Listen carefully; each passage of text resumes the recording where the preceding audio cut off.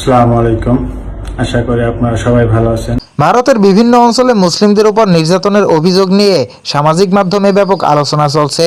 বিশেষ করে পশ্চিমবঙ্গকে ঘিরে ছড়িয়ে পড়া কিছু খবর নিয়ে মানুষের মধ্যে উদ্বেগ তৈরি হয়েছে। তবে এসব ঘটনার অনেক তথ্য এখনও আনুষ্ঠানিকভাবে নিশ্চিত নয়।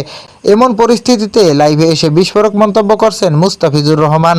মুস্তাফিজুর রহমান বলেন, ধর্ম বর্ণ নির্বিশেষে প্রতিটি মানুষের নিরাপত্তা নিশ্চিত হওয়া উচিত। কোথাও যদি নিরীহ মানুষের উপর অন্যায় হয় তাহলে সেটার সঠিক তদন্ত ও বিচার হওয়া দরকার। তিনি আরও বলেন, সামাজিক মাধ্যমে ছড়ানো খবর যাচাই না করে ঘৃণা ছড়ানো ঠিক না। মানুষে মানুষে বিভেদ নয়, শান্তি ও মানবতা সবচেয়ে বড় বিষয়। লাইভে মুস্তাফিজের এই বক্তব্য মুহূর্তেই ভাইরাল হয়ে যায়। কেউ তার কথার প্রশংসা করছেন, আবার কেউ বলছেন বিষয়টি নিয়ে আরও সতর্কভাবে কথা বলা উচিত। এদিকে সামাজিক মাধ্যমে অনেকে দাবি করছেন পরিস্থিতি নিয়ে আন্তর্জাতিকভাবে আলোচনা হওয়া দরকার। তবে এখন পর্যন্ত সংশ্লিষ্ট প্রশাসনের পক্ষ থেকে সব তথ্য নিশ্চিত করা হয়নি।